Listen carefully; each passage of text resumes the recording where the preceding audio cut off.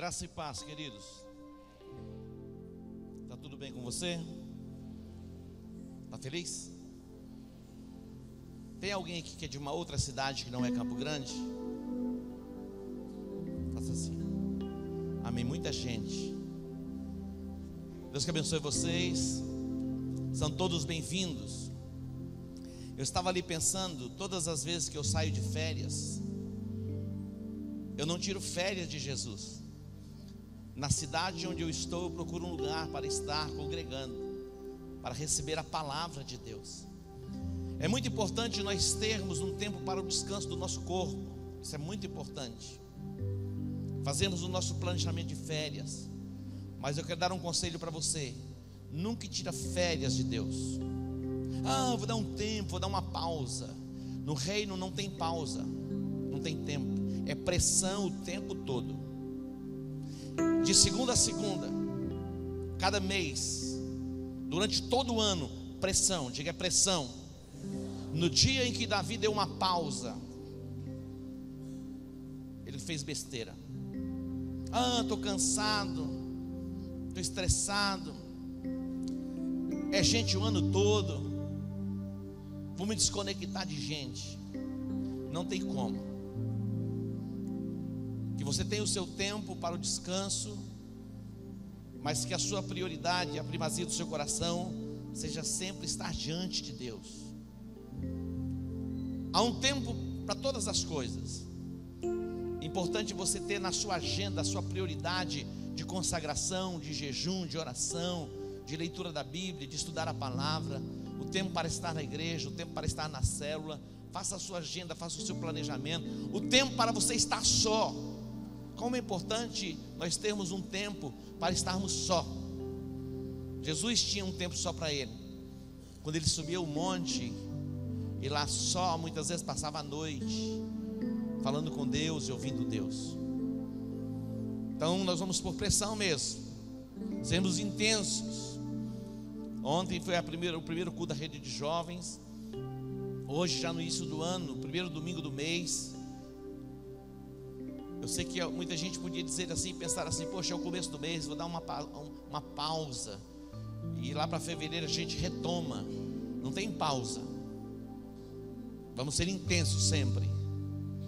Vamos estabelecer o reino na nossa cidade. Você pode dar um aplauso ao Senhor? Glória a Deus. Deus tem nos dado um tema para o ano de 2016, que é reforma. Dentro desta proposta de reforma, que é ampla, reforma envolve muitas áreas da nossa vida. E também reforma envolve, em termos de palavra, o entendimento para vivermos os princípios em muitas direções. No contexto de família, no contexto profissional, no contexto de saúde física, no contexto de conquista pessoal, ministerial e tantas outras coisas. Mas Deus tem nos dado uma palavra como base, como uma revelação, para entrarmos o ano de 2016, que é: todos precisam saber. E eu vou contar. Diga: todos precisam saber. E eu vou contar. E alguém diz: saber o que, apóstolo? E contar o que? Eu vou mostrar a você o que todos precisam saber e o que você vai contar também. Romanos capítulo 10, versos 13 e 14. O versículo 13 diz assim: porque todo aquele que invocar o nome do Senhor será salvo. Porque todo aquele que invocar o nome do Senhor será salvo. 14. Como pois invocarão aquele em quem não creram? Como pois invocarão aquele em quem não creram? E como crerão naquele de quem não ouviram? E como ouvirão se não há quem pregue? Todos precisam saber. Eu e você somos os agentes de Deus na terra para compartilhar aquilo que Jesus fez por toda a humanidade. A Bíblia diz que a fé vem pelo ouvir, e o ouvir pela palavra de Deus. A minha oração é que o Espírito de Deus amplie o nosso entendimento, para que possamos compreender a sua palavra, recebermos da revelação e vivermos intensamente o propósito para o qual nós somos chamados. Eu disse no dia 31 que a igreja se torna relevante não porque ela construiu um hospital, uma creche, alguma coisa assim. Na verdade, ela se torna relevante porque ela compartilha o evangelho de Jesus, e se tornando relevante, ela faz essas coisas. A igreja não é porque ela faz essas coisas que ela se torna relevante na sociedade. Na verdade, ela se torna relevante e aí ela vai fazer estas coisas para abençoar as pessoas, para abençoar as famílias. Nós nos tornamos relevantes através da pregação das boas novas do evangelho. Nós somos a única instituição na terra chamada para proclamar as boas novas do evangelho. Não existe nenhuma outra instituição que possa alcançar o perdido com a palavra de salvação, de regeneração e de transformação. Jesus, quando ele está se preparando para entrar no desígnio profético, porque antes, até aproximadamente os 30 anos de idade, Jesus desenvolvia a atividade que o seu pai desenvolvia, que era a carpintaria. Era a atividade profissional de Jesus. Até quando se aproxima dos 30 anos, ele vai entrar no seu desígnio profético. Ele vai para estar com João no deserto da Judeia, para se cumprir toda a justiça e ele passar pelas águas do batismo, simplesmente para se cumprir toda a justiça. E quando ele sai das águas do batismo, ouviu-se uma voz que dizia: este é o meu filho amado, nele eu tenho prazer. E logo após ele sair daquelas águas, a Bíblia diz que ele foi conduzido pelo Espírito Santo ao deserto. Ele foi conduzido pelo Espírito ao deserto. Quem conduziu Jesus para o deserto não foi o diabo. Quem conduziu Jesus para o deserto foi o Espírito Santo. Ali no deserto, por 40 dias, ele vai ser tentado pelo diabo, mas vai formar nele uma personalidade, para que ele pudesse chegar no desígnio que ele tinha que chegar, que era a cruz, e não retroceder. O Espírito de Deus, muitas vezes, ele nos conduz ao deserto. Muitas vezes na nossa caminhada, na nossa jornada, quando nós nos convertemos, nós passamos por alguns desertos.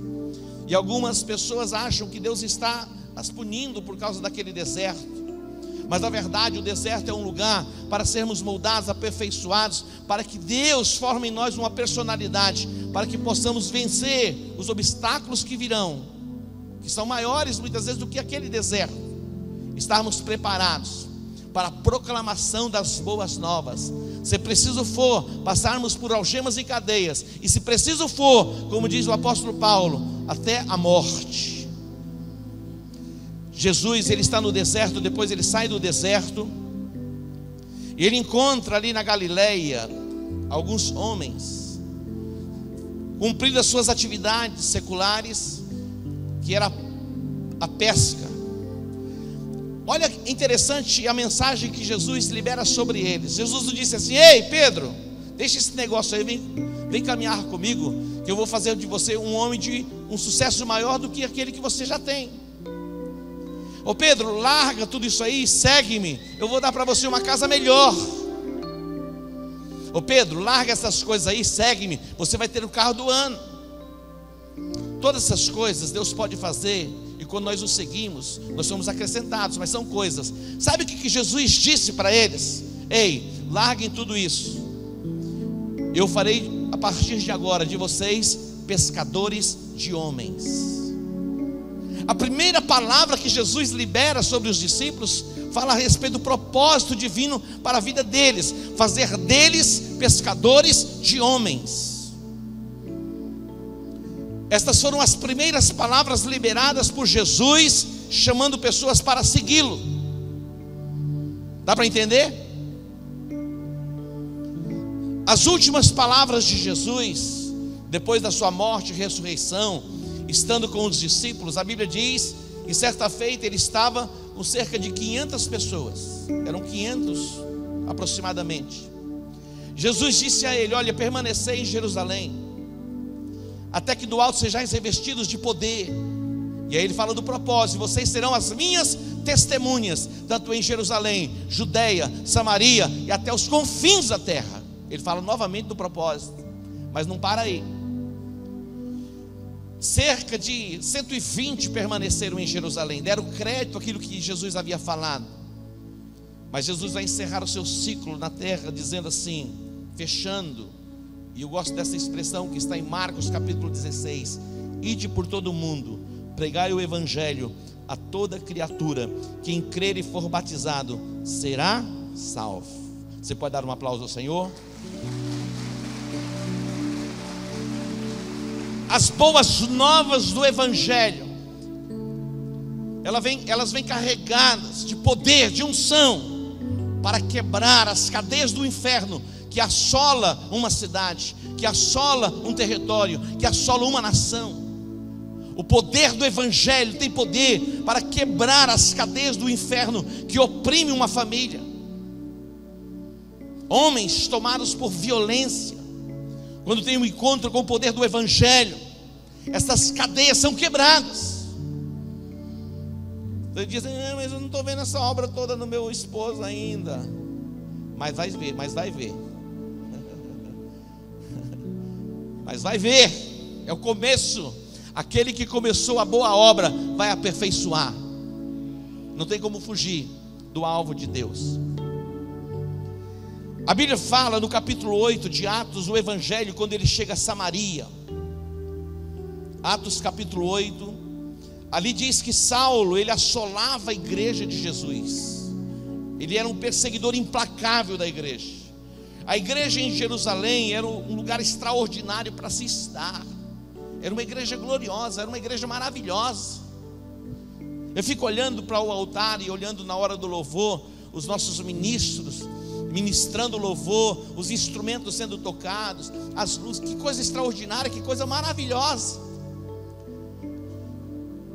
Quando nós entramos neste lugar, a presença de Deus, quando nós começamos a nos mover na direção de Deus, a unção vai sendo derramada sobre nós, e nós vamos sendo conectados aos céus, e esse lugar se torna mesmo um lugar maravilhoso para se estar.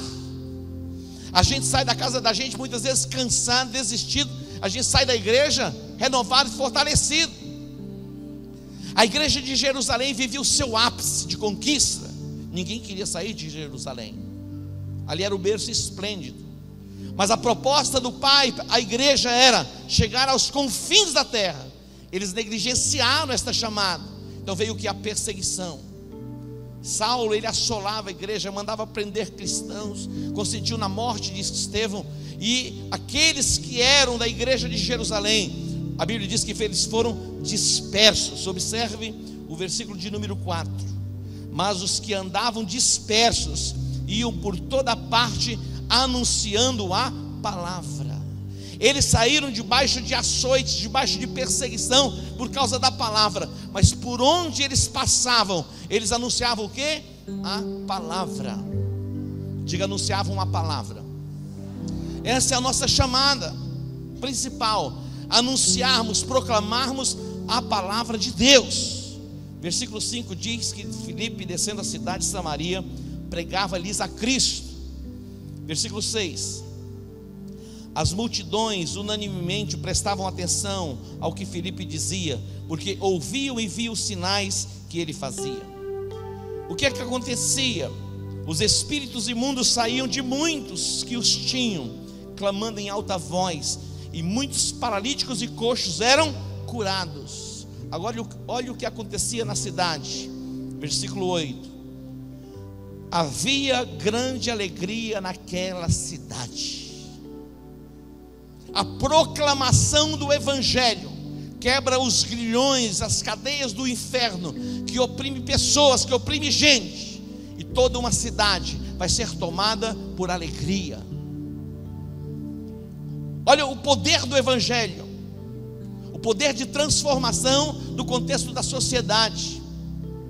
O que eles proclamavam? Eles proclamavam o evangelho. Agora, quais as pessoas, que tipo de pessoas eram alcançadas pelo evangelho? Se nós olharmos pelo prisma natural, quando olhamos para algumas pessoas, nós achamos que aquelas pessoas, elas são como que impossíveis de serem alcançadas. Algumas tomadas por algum estilo religioso, outros mesmo céticos, incrédulos, E quando nós olhamos num prisma, muitas vezes um feiticeiro, um agnóstico ou alguma coisa assim, a gente olha e diz: essa pessoa dificilmente ela vai ser alcançada pelo Evangelho, então a gente nem compartilha com ela o Evangelho. Mas quando o Evangelho chegou a Samaria, ali havia um homem chamado Simão. Ele era um mago, como que um mágico, como que fazia encantamentos. E até o próprio Simão fora alcançado pela mensagem do Evangelho. Então quer dizer para você, todas as pessoas da nossa cidade, não importa o tipo de religião de Deus que elas sirvam, elas podem e devem ser alcançadas pela mensagem do Evangelho. Você pode dar um aplauso ao Senhor? Todas as pessoas podem e devem ser alcançadas pela mensagem do Evangelho. O apóstolo Paulo, ele olha para os seus irmãos e ele sentia um peso, uma carga no coração, porque ele dá um testemunho e ele diz assim: olha, os meus irmãos são os meus compatriotas. Eu dou testemunho de que eles têm zelo de Deus, mas sem entendimento. Eram homens zelosos de uma tradição religiosa, mas sem entendimento algum, simplesmente faziam por atos repetitivos. Eu estava observando neste final de ano, quando se faz as projeções e as televisões vão mostrando as perspectivas debaixo de bolas de cristais e outras coisas mais, dos agoureiros, e vai passando as celebrações, e eu fiquei observando. Passou tudo quanto é tipo de coisa, mas eu não vi passando ali um culto de ações de graça de uma igreja evangélica que glorificava, que exaltava e bendizia o nome do Senhor. O que é isso? É discriminação, mas eles vão ser alcançados também pela mensagem do Evangelho. Nós vamos nos vingar, trazendo salvação e libertação para eles também. Mas é assim mesmo, meu irmão. Nos dias aqui dos apóstolos, não foram dias diferentes. Talvez você olhe e diga assim: mas nos nossos dias as pessoas estão mais céticas, ou estão embrenhadas em algum tipo de religião, elas se tornam difíceis para que você pregue o Evangelho. Eu quero dizer para você, em todos os tempos, em todas as épocas, as pessoas, elas simplesmente vai se repetindo o que elas eram. Não era diferente. Quando o Evangelho chega em Samaria, ali havia um povo embrenhado no sistema religioso, mas até aquelas pessoas que estão tomadas por espíritos religiosos precisam ser alcançadas pela mensagem do Evangelho. Quando nós olhamos aqui no capítulo 10, há algo extraordinário aqui, porque quando nós olhamos em alguns contextos, pessoas que eram irrecuperáveis foram alcançadas pelo Evangelho, mas neste caso agora vai ser uma pessoa especial. O nome dele é Cornélio. Cornélio, ele não era uma pessoa qualquer. Ele era o centurião da corte italiana, um homem respeitado. E a Bíblia diz que Cornélio era um homem temente a Deus. Olha só, temente a Deus, piedoso, dava esmolas e fazia orações a Deus. E diz que Deus ouviu aquela oração, e Deus vai começar a se mover para que a palavra e a mensagem da salvação e o Evangelho chegasse a ele. Ele era um homem temente a Deus, piedoso, mas a mensagem do Evangelho ainda não o tinha alcançado. Será que é possível algumas pessoas serem religiosas, zelosas das tradições, e mesmo assim não terem sido alcançadas pela revelação e as boas novas do Evangelho? É possível. Interessante a forma que Deus vai começar a se mover. Deus vai dar a ele uma visão, e ele vai enviar homens a uma outra cidade, que é a cidade de Jope. Ele estava em Cesareia, e Deus vai falar para ele através de um anjo: olha, envia homens a Jope, na casa de Simão o curtidor, porque lá está Simão, chamado Pedro, e ele vai dizer para você, e vai compartilhar com você as boas novas do Evangelho. Olha o que Deus faz. Escute bem, eu quero chamar você para estar orando por gente, orando pela cidade, para que todos se abram para o Evangelho. E quando menos esperarmos, as pessoas vão enviar gente à nossa casa, enviar um mensageiro dizendo: olha, vai lá e chama fulano de tal para vir aqui falar comigo a respeito do Evangelho. Eu quero compreender um pouco mais do Evangelho. É exatamente isso que Cornélio vai fazer. E aqui no capítulo 10, no versículo 24, No dia imediato, diz que chegaram a Cesareia. Cornélio estava esperando, versículo 24, tendo já convidado seus parentes e amigos mais íntimos. Cornélio faz uma reunião familiar. Escute bem, Cornélio, ele não tinha o evangelho para compartilhar, mas ele estava convidando alguém que já tinha o evangelho para compartilhar com ele, que viesse à sua casa. Algumas pessoas dizem assim: eu não estou preparado ainda para compartilhar o evangelho, mas eu sei que o evangelho, ele é o poder de Deus para a salvação de todo aquele que crê. Você já entendeu isso? Então o que você deve fazer? Abrir as portas da sua casa, fazer como Cornélio fez, chamar os parentes, chamar os amigos íntimos e convidar alguém, um líder que já tenha tido essa experiência, para ir à sua casa, para compartilhar o evangelho de Cristo. Foi exatamente isso que Cornélio fez.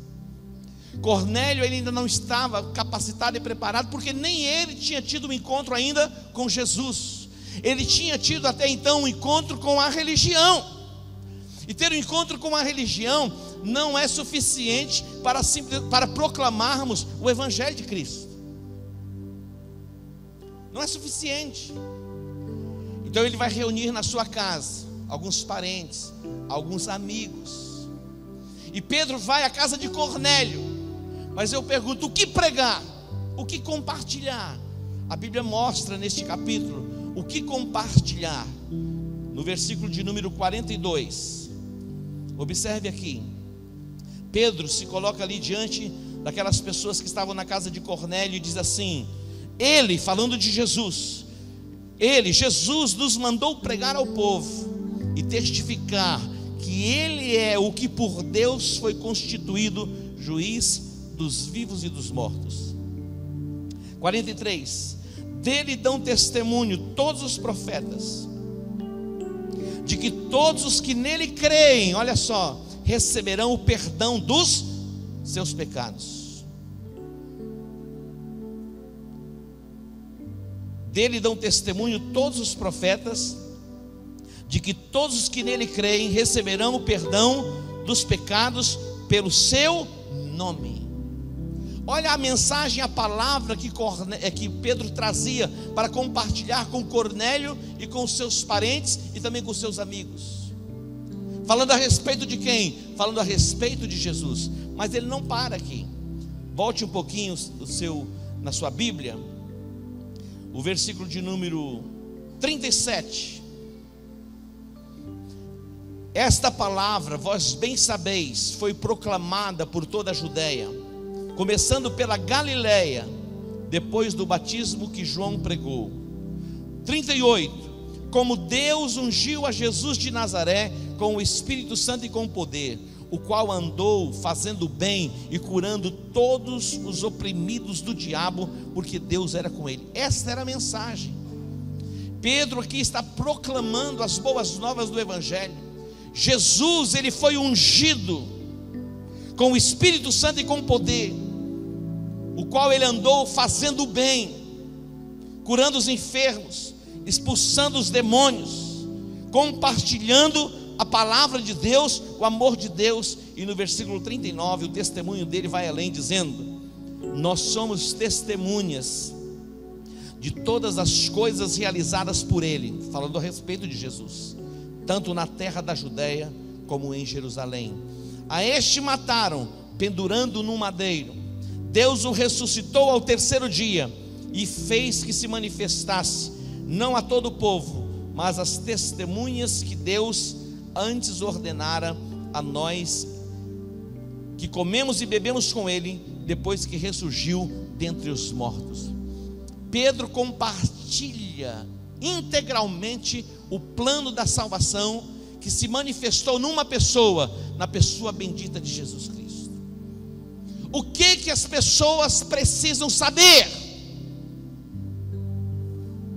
Elas precisam saber que Jesus, ele morreu na cruz com um propósito: trazer salvação para toda a humanidade. As pessoas não precisam saber se o anjo tem 2 asas, 4 asas, 6 asas. Se bem que se pode saber. Mas o que as pessoas precisam saber?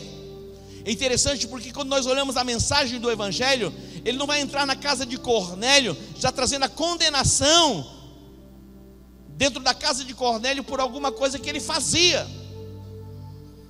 É possível que você entre numa casa e aquela casa esteja tomada por altares. Você já não vai confrontando os altares, você vai proclamando as boas novas do Evangelho, porque são as boas novas do Evangelho que vai trazer a salvação para aquela casa. Você pode dar um aplauso ao Senhor?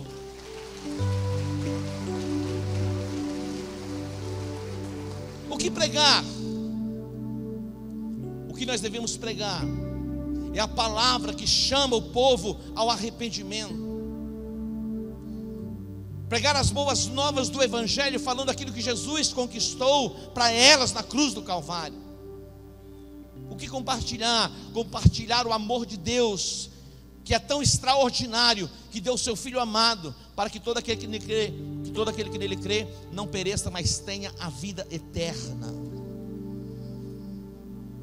Há tantas palavras para eu falar aqui, que eu quero falar duas palavras ao mesmo tempo. Calma.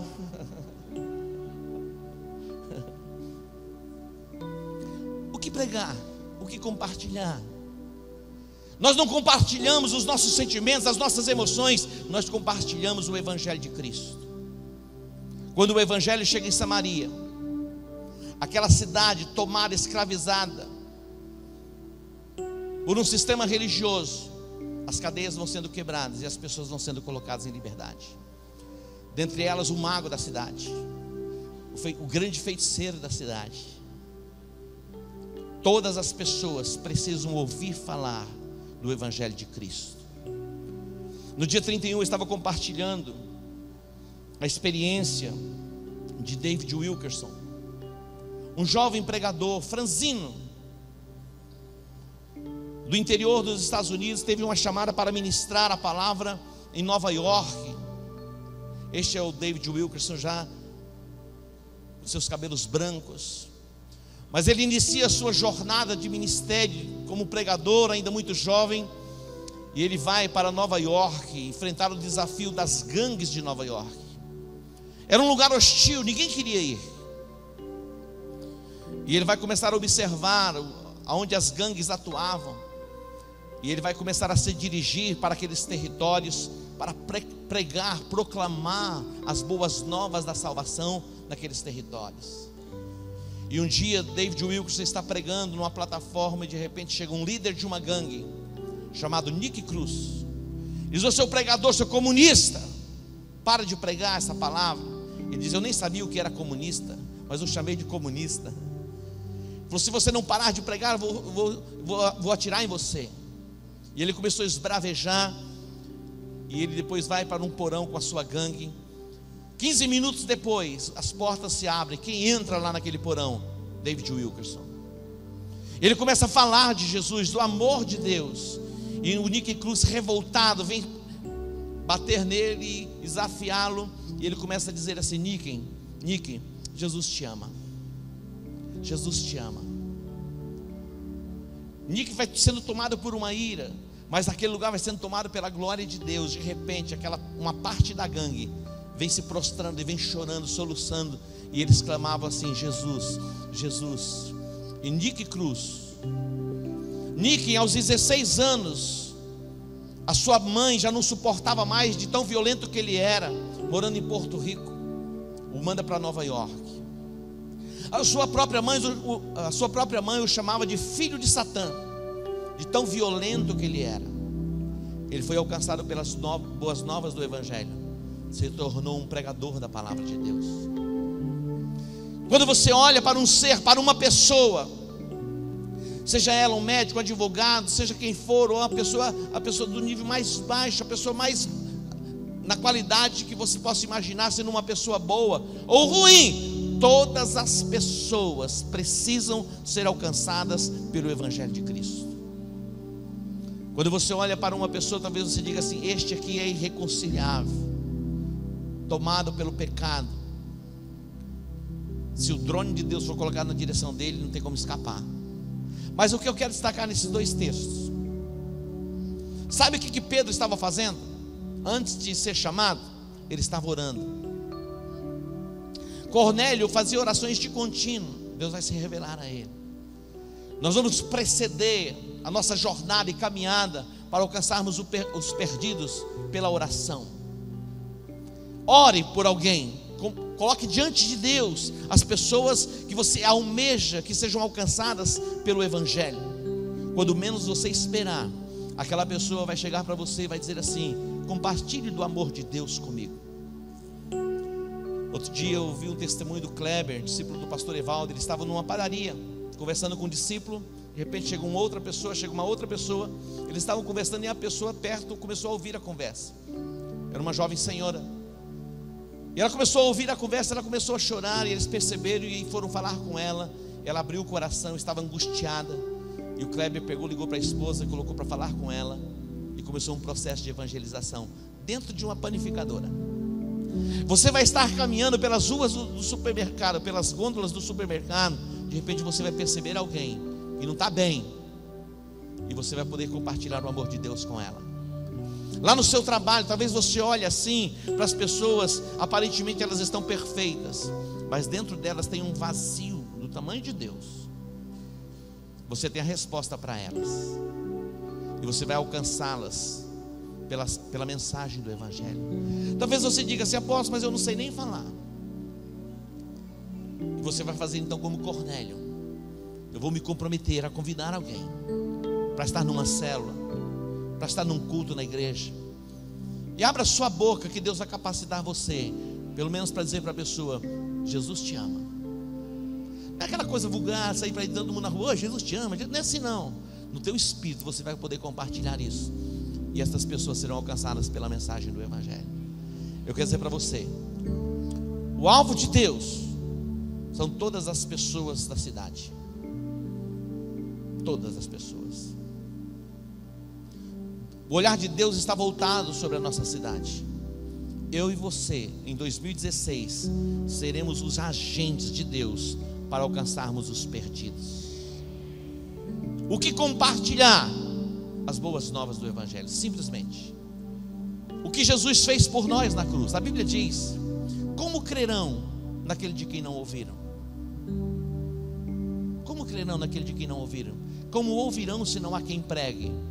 A fé vem pelo ouvir, e ouvir pela palavra de Deus. Agora eu vou encerrar. A equipe de louvor vem para cá. Vem, Júlio, eu quero uma canção. Olha só, a Bíblia diz: todo aquele que invocar o nome do Senhor será salvo. É num instante a salvação se manifesta em nós. Jesus sendo crucificado, de um lado estava um ladrão, e de um outro lado um outro ladrão. Um ladrão disse assim: olha, se tu és mesmo o que você diz ser, desce da cruz, salva tanto a ti como a nós também. O outro disse assim: lembra-te de mim quando entrares no teu reino. Qual foi a resposta? Hoje mesmo estarás comigo no paraíso. Reconhecimento. A Bíblia diz: se você crer com o teu coração que Jesus ressuscitou dentre os mortos, e com a sua boca você o confessa como o Senhor da sua vida, você será salvo. O diabo pode querer dizer: não é bem assim. É exatamente assim que a Bíblia diz. Entre ouvir a voz de Satanás dizendo que não é assim, e o que a Bíblia diz, fique com a palavra, receba a salvação. A salvação está disponível para você agora. A salvação está disponível para a sua família agora. Você vai receber a palavra da salvação e vai ser o transportador da glória de Deus para alcançar os perdidos. Se coloque em pé.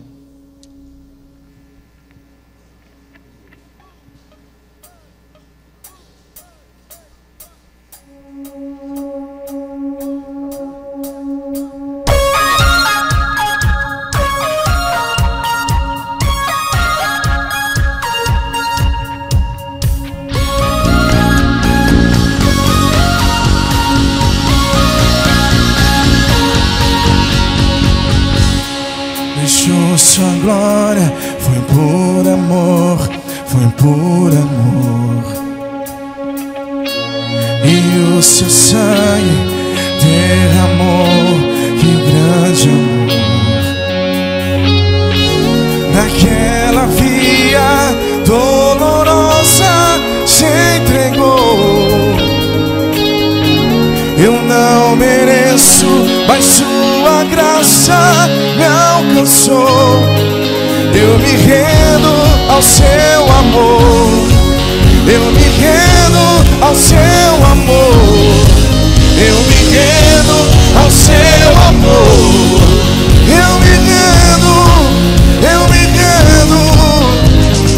Deus Emanuel, estrela da manhã, Cordeiro de Deus, pão da vida, príncipe da paz, grande El Shaddai, Santo de Israel, luz do mundo, Galileu.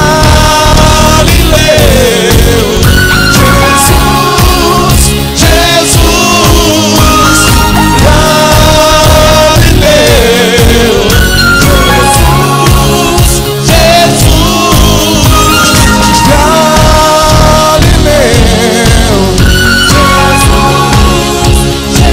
Proclame esse nome, Galileu.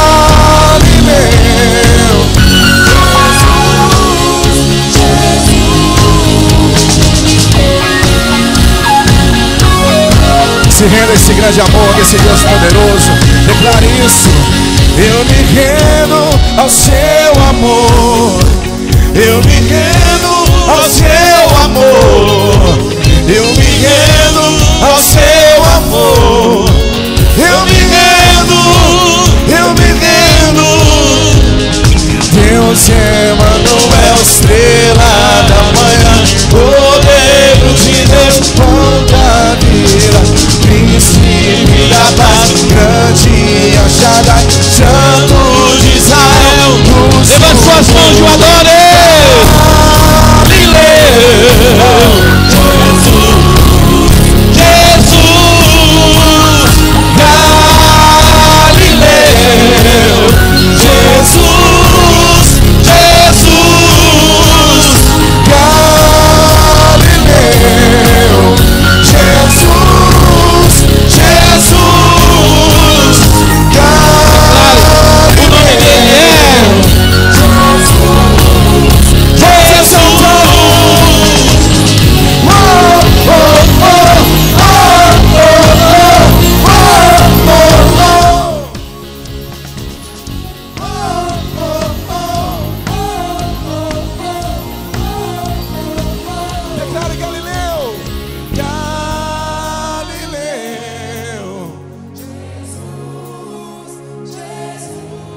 Adora Ele, Galileu. Jesus, Jesus, Galileu. Jesus, Jesus, Galileu.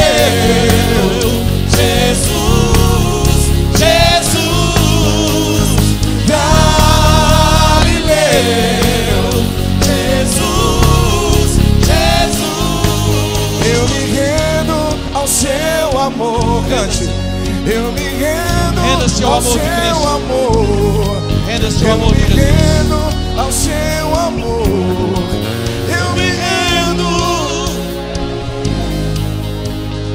Deus Emanuel, estrela da manhã, Cordeiro de Deus, pão da vida, príncipe da paz, grande El Shaddai, Santo de Israel. Aumenta o volume. Diga o nome dele. Jesus, Jesus, Galileu. Jesus, Jesus, Galileu.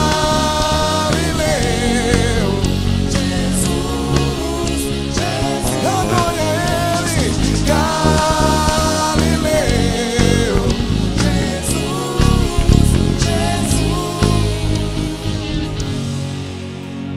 Glória a Deus. Aplauda ao Senhor. Se nós tivéssemos tempo, poderíamos aqui ficar meia hora dizendo Jesus, Jesus, Jesus, Jesus.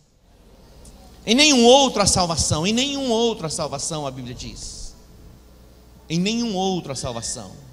Nenhum outro nome foi dado dentre os homens, pelo qual devemos ser salvos, a não ser Jesus.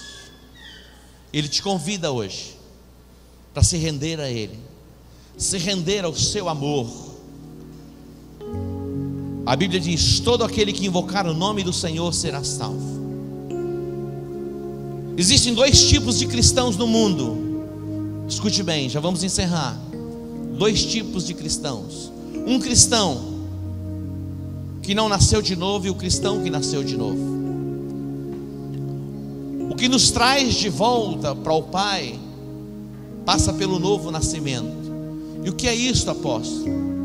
Quando você nasce de novo, quando você recebe Jesus e você declara que Ele é o Senhor da sua vida, e você crê com o seu coração que Ele ressuscitou dentre os mortos.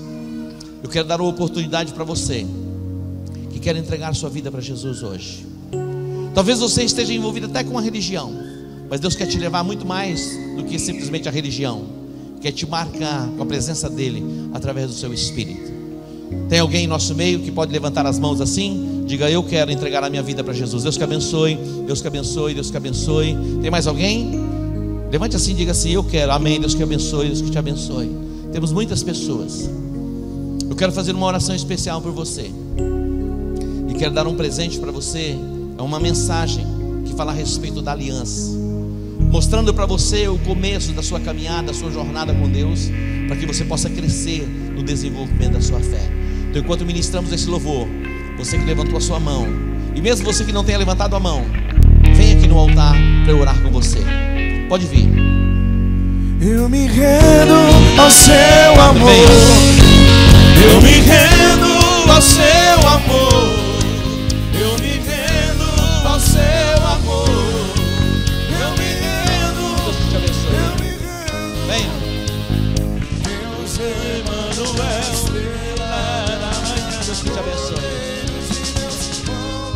Vida, príncipe da paz, grande é o Shaddai, Santo de Israel.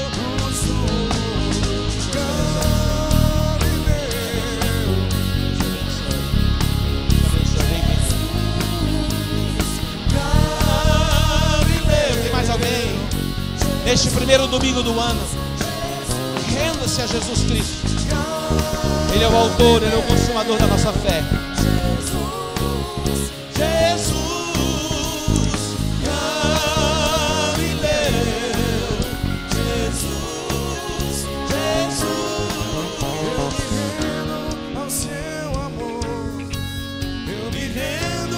Seu amor.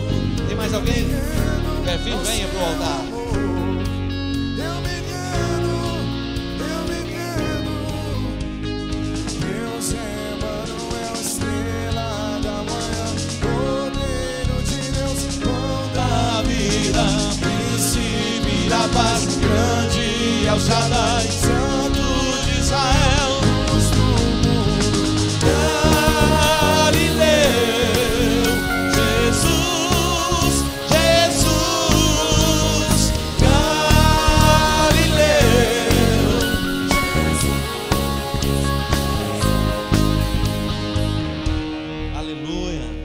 Pode aplaudir ao Senhor.